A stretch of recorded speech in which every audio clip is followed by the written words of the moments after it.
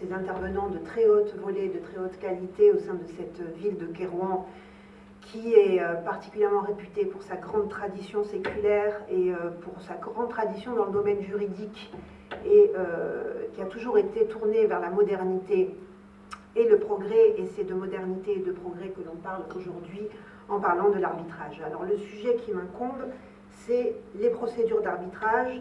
Il est vaste, il balaye un petit peu toutes les thématiques que l'on a abordées et qui seront encore une fois abordées.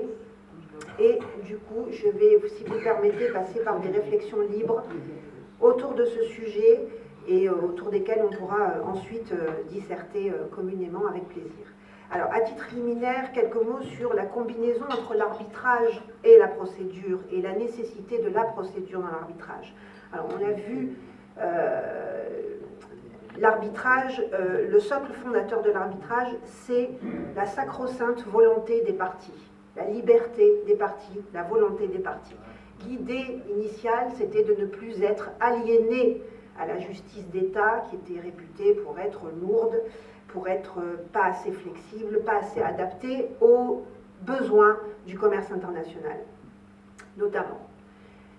Même s'il existe une dialectique positive, et Madame le Président Jawida Giga, qui nous l'a rappelé hier, avec beaucoup de pertinence, une dialectique positive entre l'arbitrage et le juge national, et que la vertu de l'arbitrage existe du fait du travail du juge national, et on y reviendra un petit peu plus tard.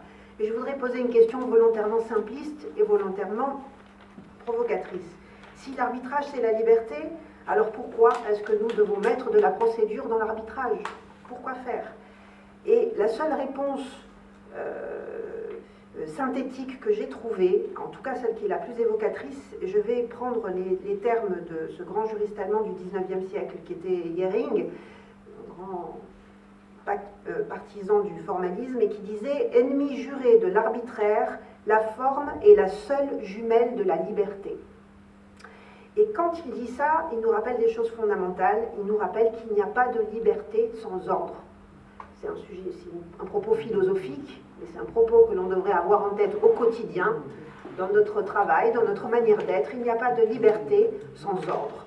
Et pour le sujet qui nous appartient aujourd'hui, à savoir l'arbitrage, il n'y a pas de libre volonté des parties sans gouvernance et donc sans procédure. L'arbitrage est donc fait d'ordre et de méthode, et tout ça pour mieux servir la volonté des parties.